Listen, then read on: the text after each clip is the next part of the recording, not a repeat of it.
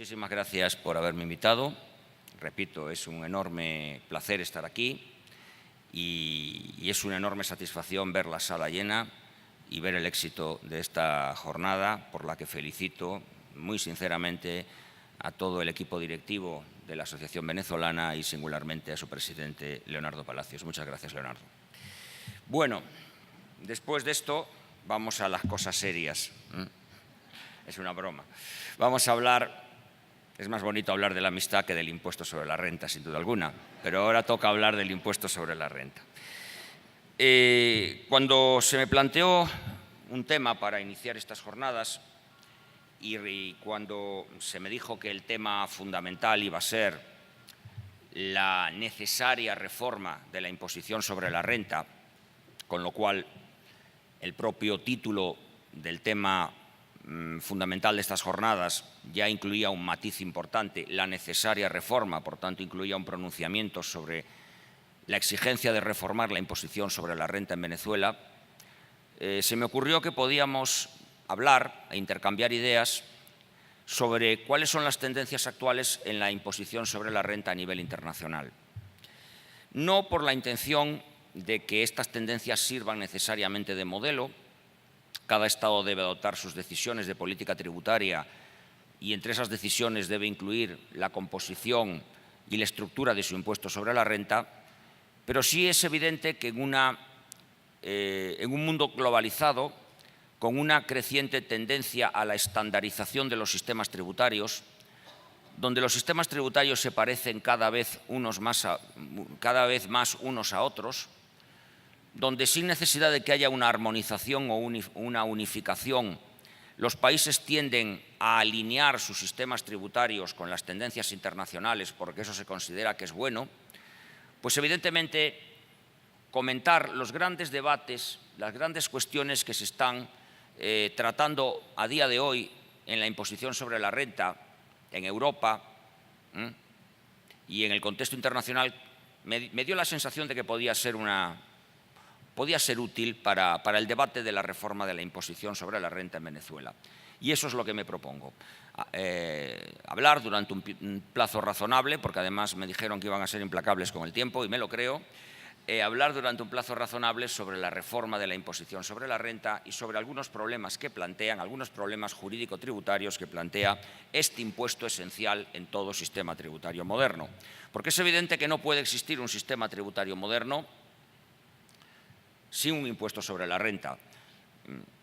Se debate, por ejemplo, si debe haber impuesto al patrimonio o no debe haber impuesto al patrimonio. De hecho, hay países que tienen impuesto al patrimonio y la gran mayoría de países no tienen impuesto al patrimonio. Se debate incluso si debe haber impuesto sobre las herencias o no. Se debate cómo debe ser la imposición indirecta. Lo que normalmente no está sujeto a discusión es si debe existir un impuesto sobre la renta. Parece obvio que es así. Parece evidente que todo sistema fiscal debe incluir, todo sistema tributario debe incluir un impuesto sobre la renta. Y un impuesto sobre la renta que sea la piedra angular del sistema tributario. Es muy importante destacar la función del sistema tributario. Muchas veces estudiamos los tributos y no nos damos cuenta la importancia que tiene el concepto mismo de sistema tributario. Muchas veces se piensa que un sistema tributario es una agregación de impuestos, es una suma de impuestos, es el conjunto de impuestos vigentes en un determinado momento y en un determinado país. Pero el sistema tributario es algo más. Es un conjunto de tributos que necesariamente tienen que estar presididos por una lógica interna. Deben evitarse las dobles no imposiciones y las dobles imposiciones. Debe lograrse una racionalidad interna y debe configurarse un sistema tributario que funcione en su conjunto y que en su conjunto además incorpore los grandes principios constitucionales de la tributación.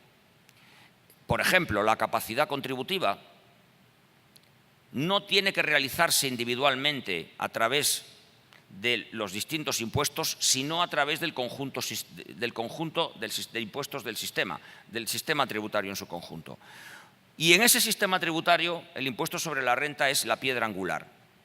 No es posible hablar de un sistema tributario moderno sin un impuesto sobre la renta que reúna al menos una serie de características que me parecen necesarias lógicas y aplicables casi de modo universal en cualquier país y en cualquier circunstancia histórica.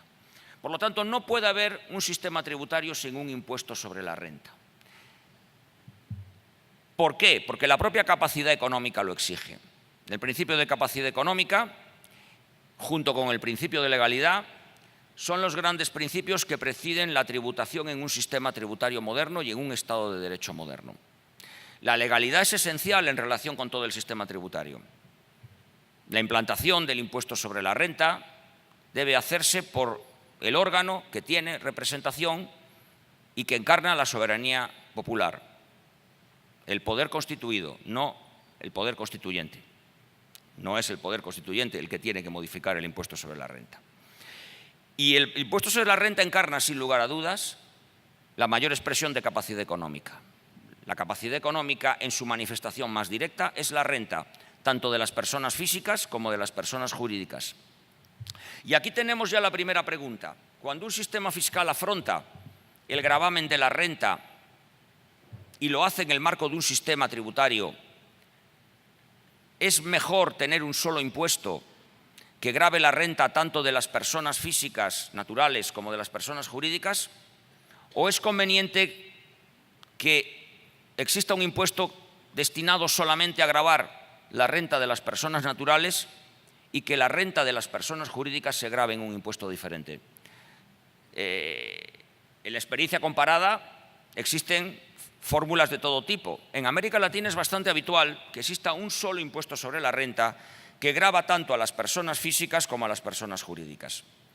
En mi opinión, es mejor que haya dos impuestos.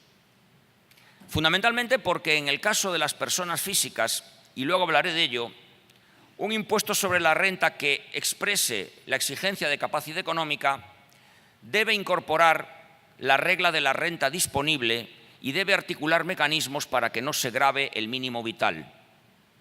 Y el mínimo vital, por definición, se predica de las personas naturales, de las personas físicas, que son las que tienen necesidades vitales básicas.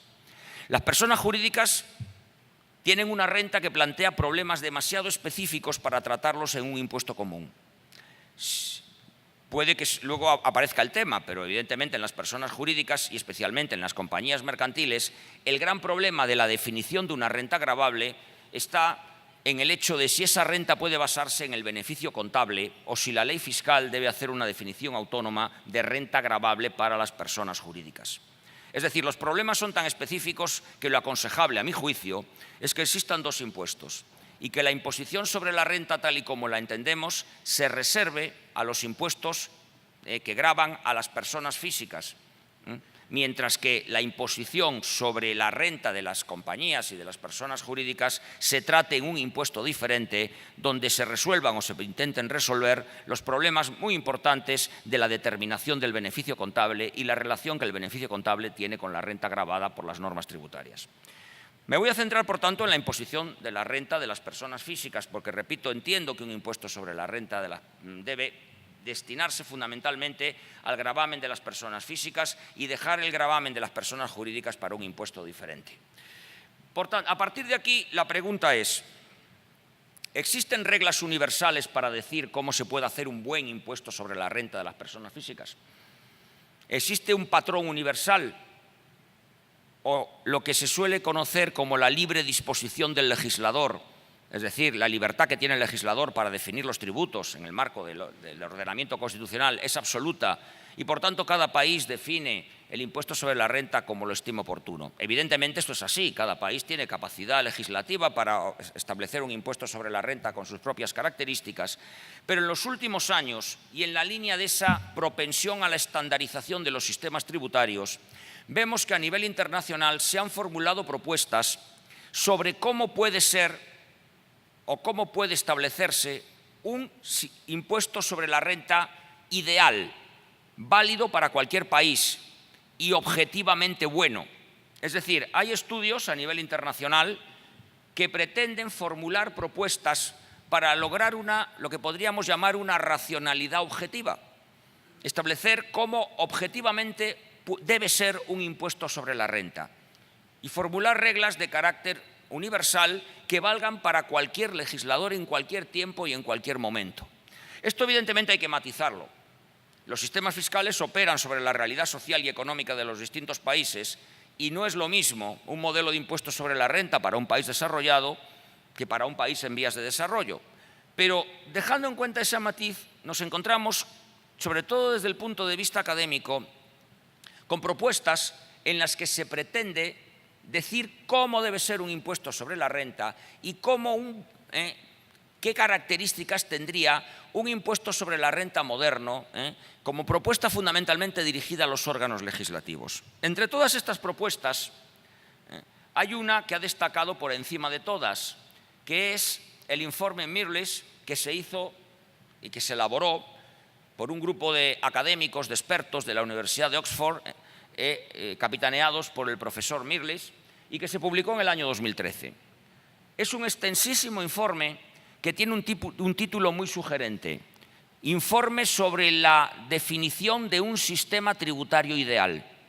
Este informe Mirrlees lo que pretende es decir cómo puede ser o cómo debería ser un sistema tributario ideal en los tiempos actuales.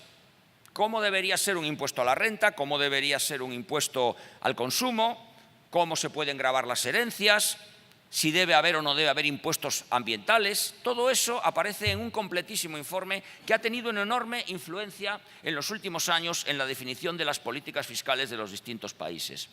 Y este informe Mirrlees dice varias cosas sobre cómo debe ser un impuesto sobre la renta moderno. Propone que exista un gravamen homogéneo de las distintas fuentes de renta, lo que es una apuesta por algo que veremos después, por el modelo sintético de impuestos sobre la renta. Los impuestos sobre la renta pueden ser, ya lo voy adelantando, sintéticos o analíticos o cedulares. Un impuesto sintético es un impuesto en el cual todas las rentas del contribuyente se suman en una base común se compensan entre sí, las positivas con las negativas, y el saldo se somete a una única tasa, que suele ser una tasa progresiva. Este modelo de impuesto sintético, que fue el único modelo que se barajaba en los países europeos hasta finales de los años 90 prácticamente, es un impuesto que empezó a quebrar con la implantación de los modelos tributarios duales. Después hablaremos de esto. Primero los países escandinavos y después muchos países continentales europeos, entre ellos España, adoptaron impuestos duales que se caracterizan porque no son sintéticos, porque no todas las rentas del contribuyente tienen el mismo tratamiento, sino que se discriminan las rentas en función de la fuente de producción. No se trata igual una renta del trabajo que una renta del capital. No se aplica la misma tasa impositiva a una renta del capital que a una renta de una actividad económica. Es decir, la dualización, que es como se llama, como se conoce esto, la dualización de los sistemas tributarios ha llevado a que se diera un paso atrás en la configuración del impuesto sobre la renta como un impuesto sintético. El informe Mirrlees recuerda que un impuesto sobre la renta moderno debe establecer un gravamen homogéneo de todas las fuentes de renta. Todas las fuentes de renta deben tener, en principio, y con matices, pero en principio, el mismo tratamiento e incluirse en la misma base imponible y aplicársele a todas ellas, a la suma de todas ellas, la misma tasa de gravamen. En segundo lugar, se propone una base amplia del impuesto. Ahora hablaremos de los distintos conceptos de renta que se han barajado, pero el informe Mirrlees apuesta por un concepto amplio de renta. Renta no es solo lo que retribuye factores productivos. Renta no es solo lo que retribuye fuentes estables de obtención de rendimientos, trabajo, capital, actividades económicas o actividades profesionales. Renta es cualquier variación de patrimonio, cualquier ganancia que obtenga el sujeto. Luego veremos que esas ganancias pueden ser porque en el patrimonio del sujeto afluyen bienes, por ejemplo, el sujeto gana un premio en la lotería, eso es una afluencia de bienes, o en el patrimonio del sujeto se produce una revalorización por una plusvalía en el valor de un bien que ya está en el patrimonio. y que aumenta de valor. Ese aumento de valor debe ser gravado como renta. Bueno, pues aquí ha habido varios debates, luego veremos cuando en los distintos conceptos de renta que la ciencia de la hacienda ha ido acuñando. Lo último en las tendencias internacionales en torno a la definición de un sistema fiscal moderno y de un impuesto sobre la renta moderno apuesta por una base amplia y apuesta por simplificar los tipos, las tasas. Apuesta por un impuesto sobre la renta con una tasa progresiva, con una tarifa progresiva, pero con pocos tramos. Como máximo se proponen 3. Esto es un debate muy importante, luego volveremos sobre ello. Para que el impuesto sea realmente progresivo, tiene que haber una progresividad muy clara y muy determinante y, por tanto, la tabla del impuesto, la tarifa del impuesto tiene que tener muchos tramos. En los años 70 y 80, cuando se empezaron a difundir los grandes impuestos sobre la renta de las personas físicas en Europa, bajo la influencia ideológica del informe Carter, se decía que si no había 15, 20, 30 tramos, el impuesto no era realmente progresivo. Y eso generaba muchos problemas, porque un exceso de tramos plantea el problema que plantea la progresividad, la llamada progresividad en caliente, es decir, la progresividad que puede llegar a disuadir que se hagan esfuerzos por obtener rentas extras, porque esa renta extra provoca un salto de tramo y provoca un incremento en la tarifa del impuesto. Y los llamados errores de salto que se producen en estos casos. Por tanto, ese es un tema muy importante. La tendencia internacional ahora, al margen de fórmulas como el flat tax, luego hablaré de ello si tengo tiempo, que propone pues una tarifa única o todo lo más 2 tarifas, y que es realmente incompatible con un impuesto progresivo, se prevén pocos tramos, 3 o 4, con un amplio mínimo exento. Con un amplio mínimo exento. E incluso, como dice el informe Mirrlees, que en ese mínimo exento se incorporen los subsidios y las prestaciones sociales, bajo la fórmula del llamado impuesto negativo. Cuando se establece un mínimo exento amplio, quien no llega a un nivel mínimo de renta puede convertir la no obligación de declarar en un derecho a percibir una prestación. Normalmente, cuando en los estados se utiliza el impuesto sobre la renta para atribuir prestaciones sociales, para subvencionar sobre todo a los contribuyentes de menor capacidad contributiva, el debate es siempre el mismo. Si yo concedo una deducción de una cantidad fija a todos los contribuyentes en su impuesto sobre la renta, quien no tenga renta suficiente para presentar su declaración del impuesto no obtiene la subvención. Por eso la técnica del impuesto negativo dice que esos sujetos convierten el derecho a una deducción en un crédito a su favor, de manera que la deducción se convierte en este caso en una subvención que ellos perciben, la llamada fórmula del impuesto negativo sobre la renta, que propone también el informe Mirrlees. Bueno, vamos entonces a hacer unas cuantas reflexiones sobre el contenido de un impuesto sobre la renta y sobre problemas que se plantean y las soluciones que se vienen dando. Un problema muy importante es que cuando se hace un impuesto sobre la renta es el de determinar quién es el sujeto gravado. Naturalmente, si un impuesto sobre la renta grava a las personas físicas, el sujeto gravado tiene que ser la persona física. Pero aquí ya tenemos algunos problemas. Cuando hablamos de las personas físicas, tiene que ser las personas físicas, pero eso plantea algunos problemas. Por ejemplo, un problema muy importante, lógicamente, si un impuesto sobre la renta de las personas físicas grava a las personas físicas, fuera del ámbito del tributo quedan las rentas obtenidas por entes con personalidad jurídica. Por tanto, ahí no cabe ninguna duda. El problema son las situaciones intermedias de los entes sin personalidad, que es un enorme problema. ¿Cómo se trata la renta obtenida a través de una agrupación de personas físicas, lo que los anglosajones llaman un partnership, que carece de personalidad jurídica? ¿Cómo tributa eso? Naturalmente, ahí no estamos ante un supuesto de personalidad jurídica, por tanto debería aplicarse el impuesto sobre la renta que grava a las personas físicas, pero el hecho de que la renta se obtenga a través de un conjunto de personas físicas introduce matices muy importantes que deben ser tenidos en cuenta.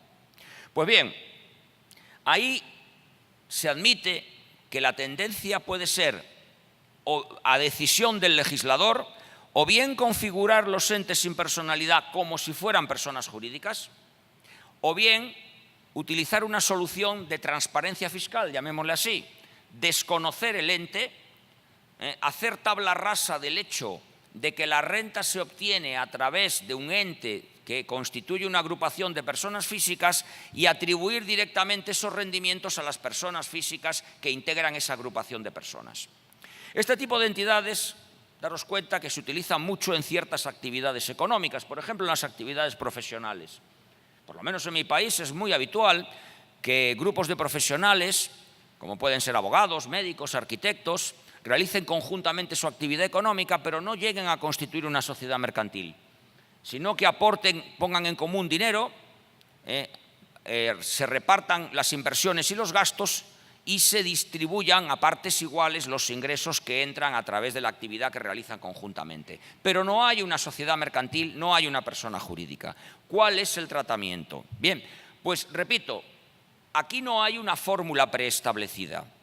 Lo que sí hay que tener claro es que a nivel internacional la existencia de tratamientos diferenciados respecto a este tipo de entes genera supuestos que han preocupado mucho, incluso en el plan BEPS, cuando se habla de los híbridos, en la acción 2, se recuerda que los entes sin personalidad que tienen tratamientos asimétricos y que por lo tanto en un país tributan el ente como si fuera una persona jurídica, los socios residen en otro país y en ese otro país los socios no son considerados partícipes de una persona jurídica, sino que son ellos mismos considerados sujetos perceptores de la renta. Eso genera situaciones de asimetría que pueden derivar en casos de doble no imposición. Por tanto, ese es un tema donde se respeta la libertad de los Estados para regular si un ente sin personalidad jurídica debe tributar como una persona jurídica, es decir, creando la ficción de que tiene una personalidad fiscal específica, aunque civilmente carezca de personalidad, o si deben tributar los socios o partícipes desconociendo la existencia de la entidad. Pero tengamos en cuenta que la implementación de las medidas BEPS puede obligar a los Estados a tener en cuenta que ese tratamiento que otorguen debe ser coherente con el tratamiento fiscal que otorgue el país donde residan los socios o partícipes si estos no residen en el mismo estado donde está constituido el ente sin personalidad. Saben ustedes que la transparencia fiscal es un instrumento para desconocer que la renta se obtiene a través de una persona jurídica y atribuir directamente la renta a los socios, desconociendo la personalidad de ese sujeto distinto que es la persona jurídica. Y la transparencia fiscal, que fue un invento del informe Carter en los años 70, es el gran instrumento para luchar contra la interposición elusiva o simulada o abusiva de sociedades, para luchar contra las llamadas sociedades interpuestas. Muchas veces las leyes dicen: vamos a gravar a la persona física con un impuesto progresivo, pero una forma de evitar ese impuesto progresivo es que la renta se obtenga a través de una sociedad interpuesta por la persona física y que está gravada a un tipo fijo y que tiene una carga fiscal comparativamente inferior, de manera que hasta que la utilidad se distribuya a los socios, el socio no obtiene la renta y la renta queda en la sociedad y no es objeto de gravamen en cabeza del socio.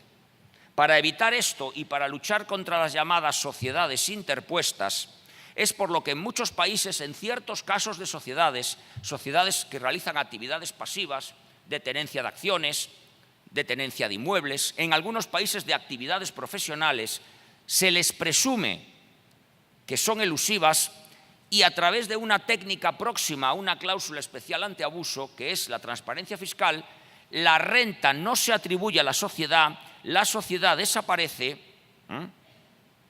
y la renta se atribuye directamente a los socios, que son los que tributan.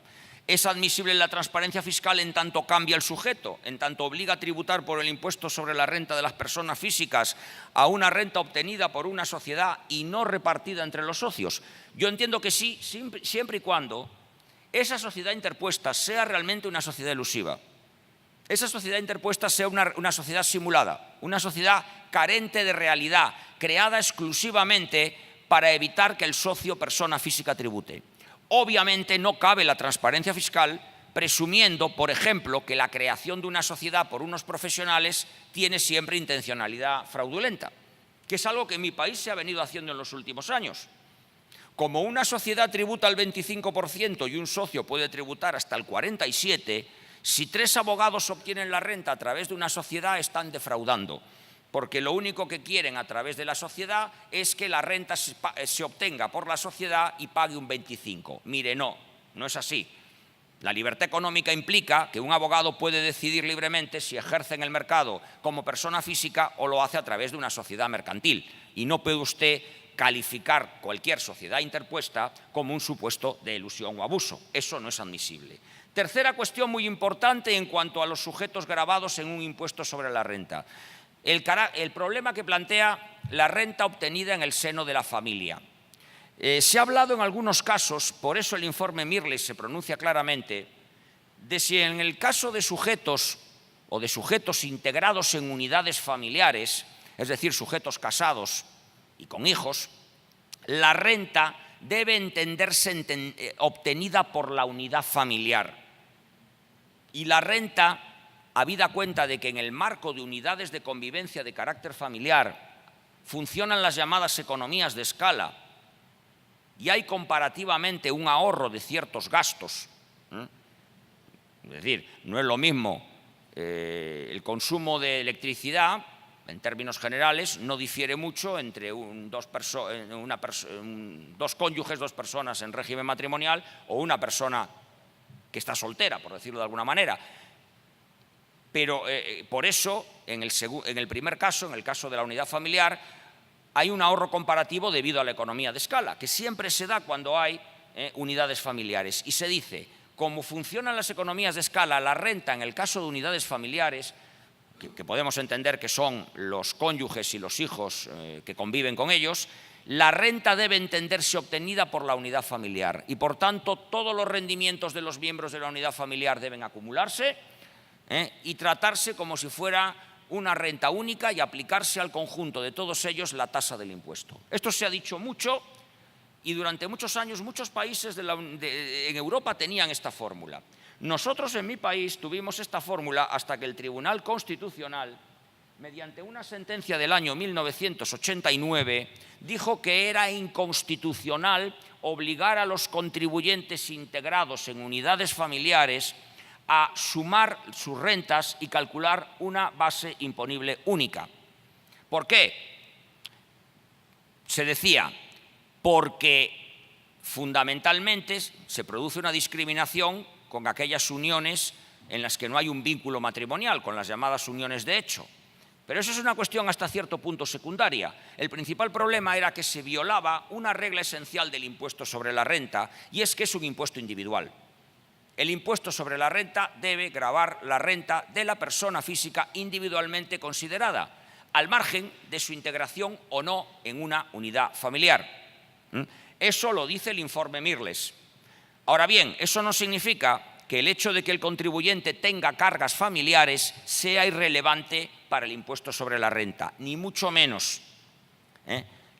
Primero, es perfectamente válido que un contribuyente integrado en una unidad familiar, un contribuyente casado, para entendernos, pueda optar por la tributación conjunta, pero esa debe ser una decisión del contribuyente.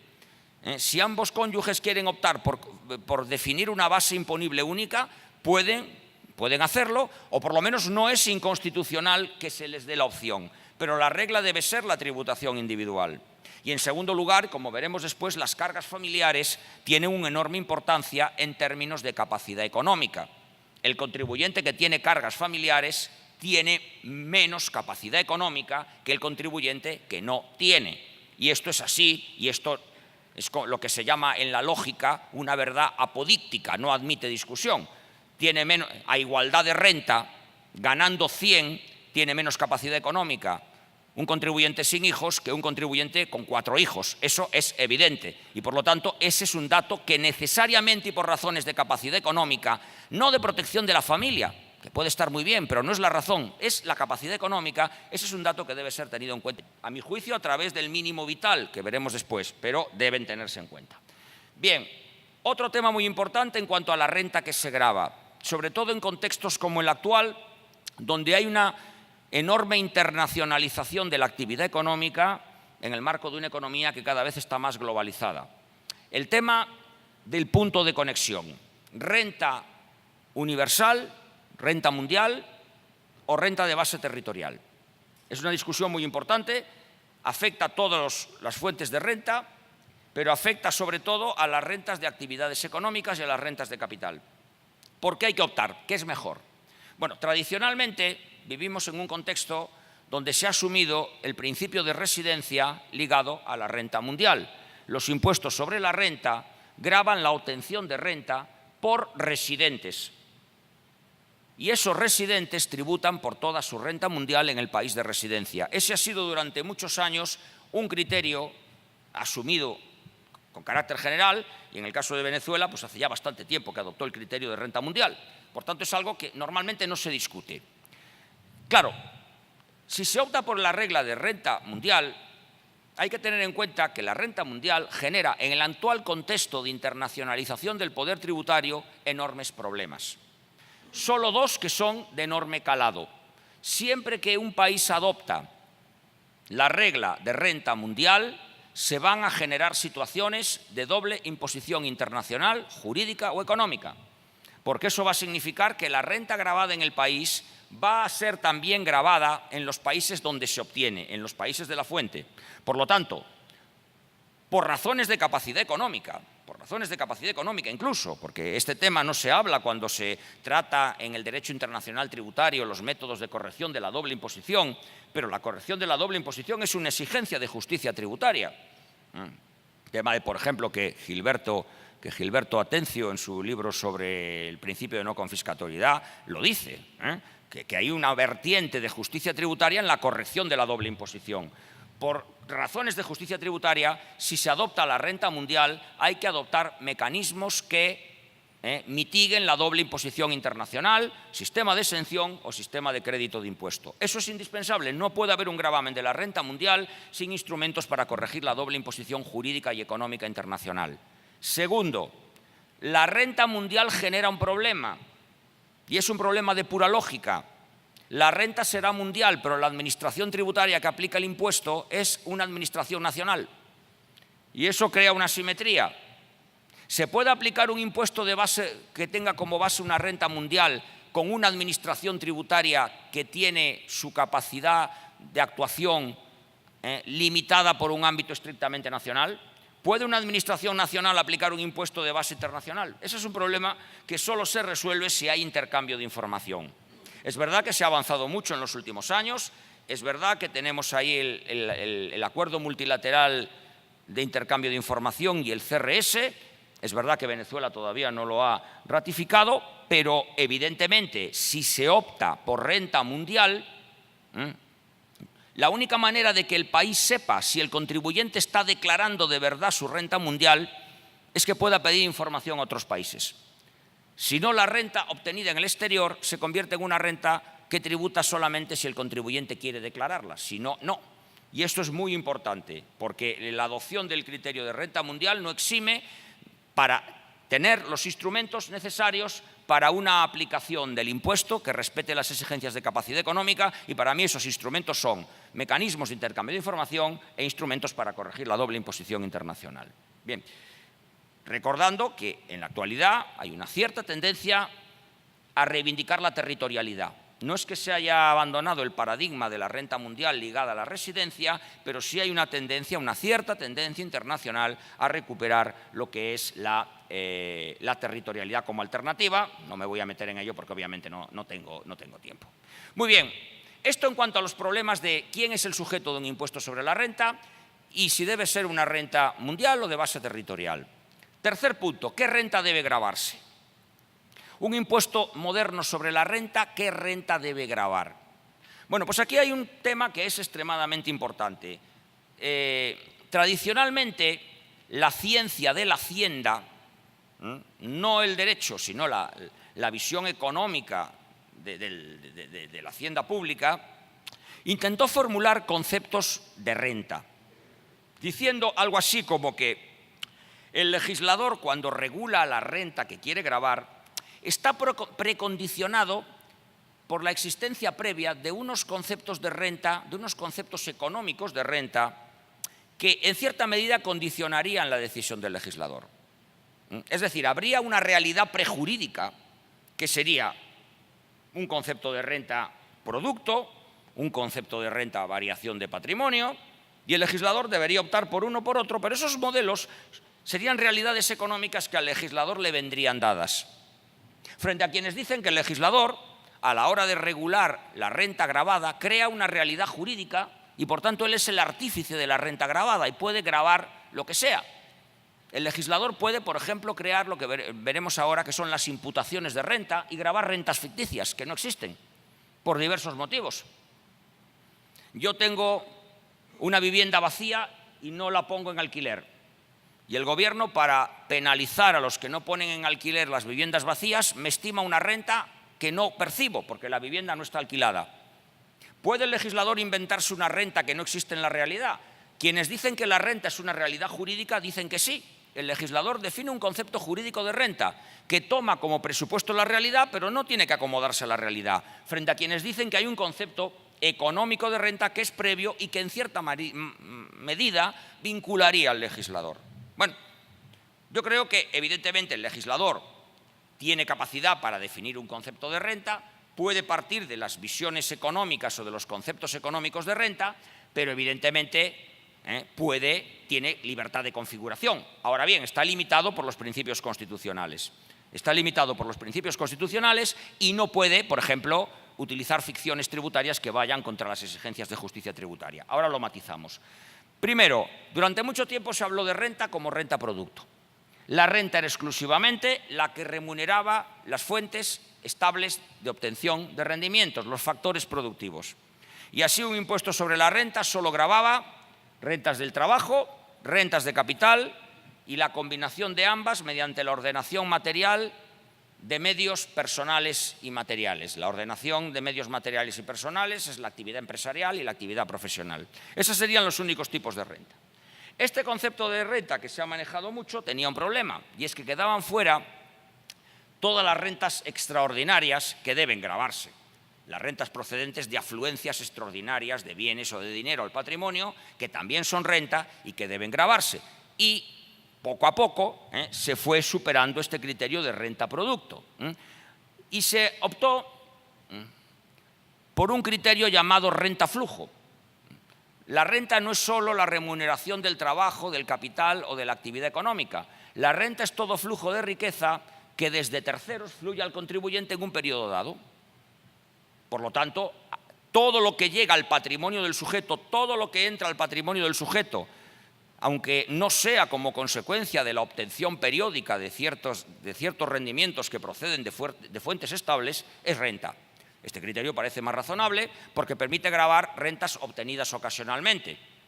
Un premio de la lotería es una renta extraordinaria.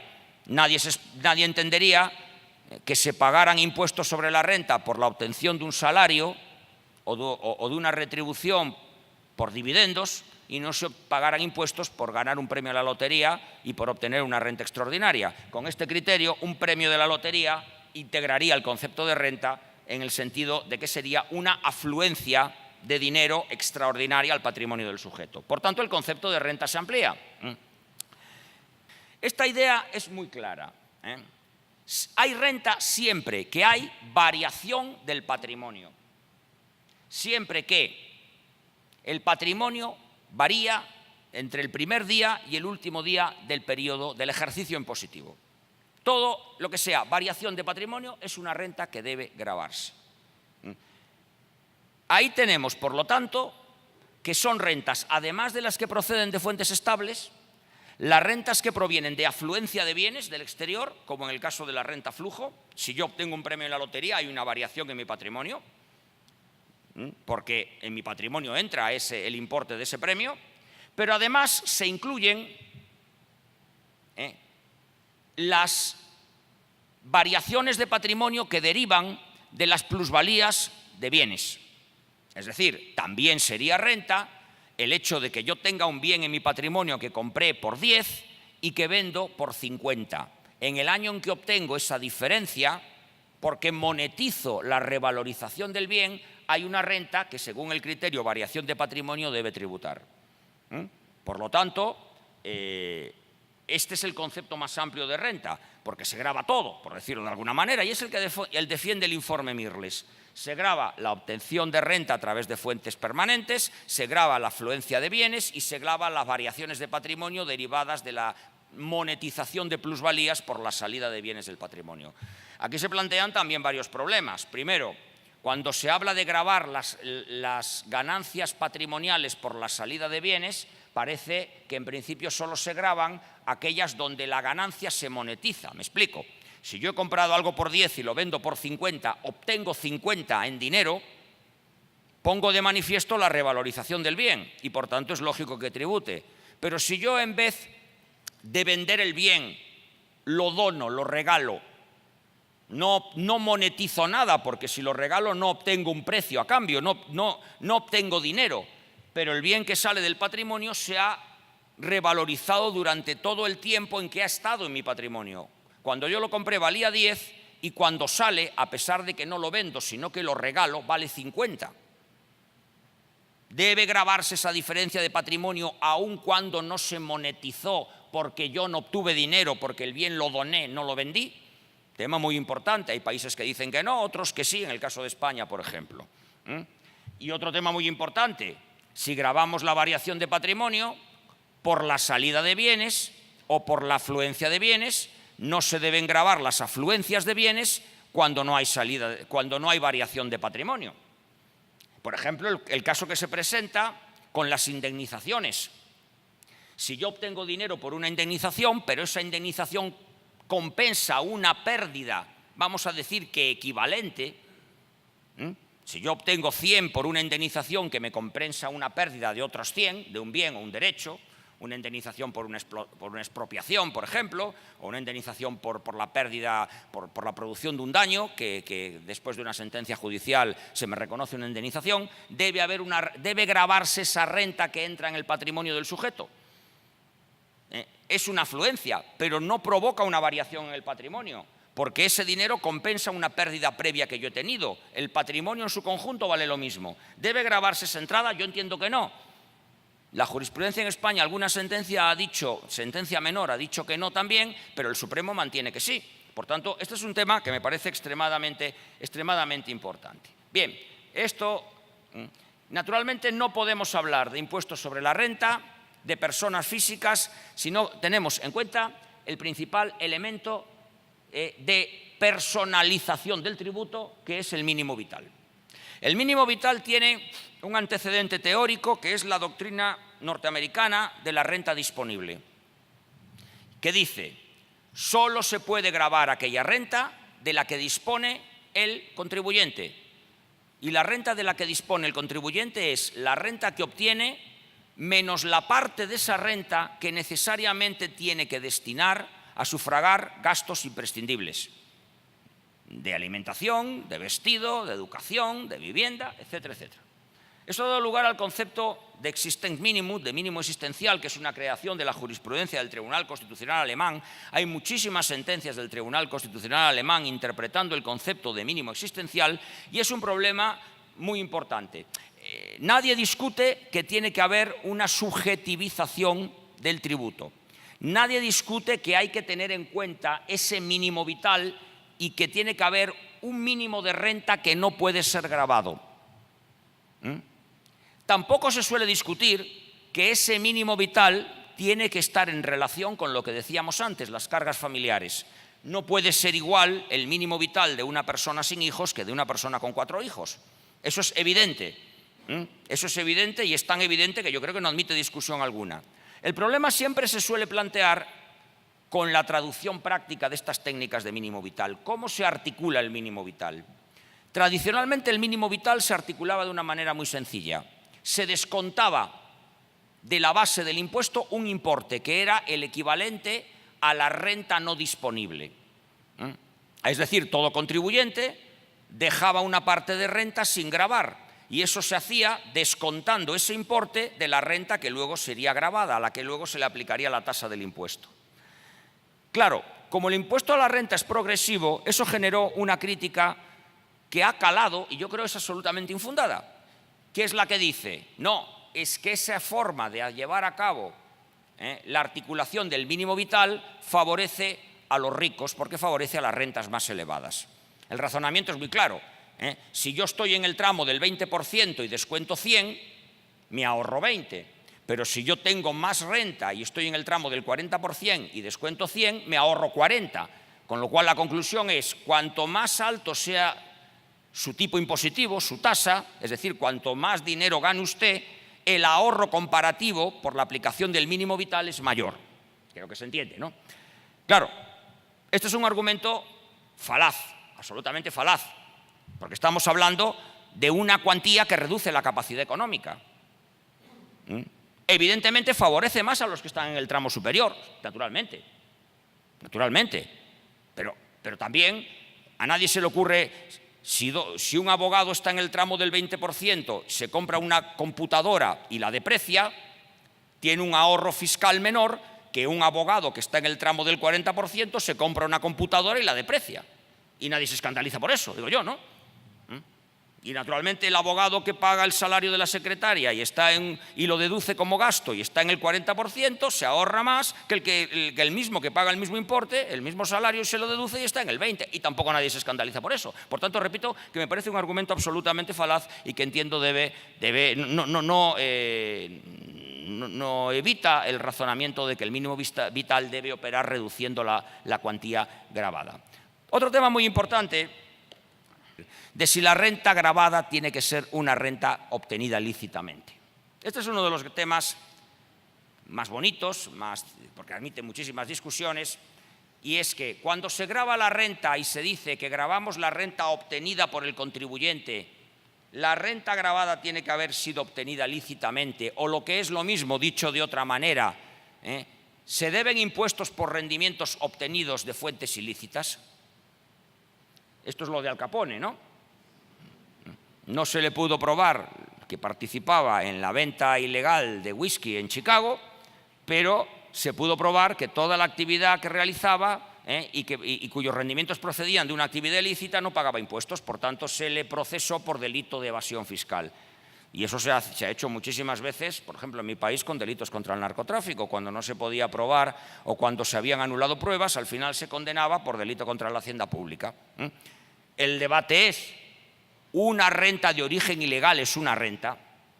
Cuando decimos que se grava la renta del trabajo, del capital o la renta obtenida, las actividades delictivas son fórmulas, son títulos lícitos de obtención de renta o no lo son. Claro, ahí hay muchos argumentos, no quiero extenderme mucho porque tampoco hay mucho tiempo, argumentos de todo tipo, argumentos que dicen no, desde argumentos morales no, es que el Estado si grava una renta es cómplice, porque está participando de los efectos del delito. Hasta argumentos muchísimo más sutiles que dicen, no, es que si hay un derecho a no autoinculparse, a nadie se le puede exigir que declare la renta de origen ilícito. Porque si castigamos a alguien por no declarar una renta de origen ilícito, le estamos obligando a declarar una renta de origen ilícito. Y si le obligamos a declarar una renta de origen ilícito, le estamos obligando a declarar contra sí mismo y a autoinculparse. Bien, hay argumentos de todo tipo. Hasta quienes dicen, no, es que no tiene que haber desigualdades. ¿Por qué un tipo que obtiene la renta ilegalmente no va a pagar impuestos y el pobre ciudadano que trabaja honradamente sí los va a pagar? Bien, a mi juicio, una renta de origen ilícito, en la medida en que es objeto de un decomiso por una sentencia judicial, no puede ser gravada. Parece lógico. Otra cosa es que la renta de origen ilícito, que nunca va a declarar el presunto delincuente, obviamente, pueda ser detectada como consecuencia de la investigación que lleva a cabo la Administración tributaria, que es normalmente el problema que se plantea. En temas de narcotráfico resulta que aparecen bienes que no se justifican, cuya titularidad no se justifica en función de la renta declarada. ¿De dónde procede el dinero para esta mansión? Bueno, pues entonces los ordenamientos lo que pueden tener, y eso lo tiene el ordenamiento español, es una técnica para gravar este tipo de rentas descubiertas por la Administración, que es la técnica de las ganancias patrimoniales injustificadas.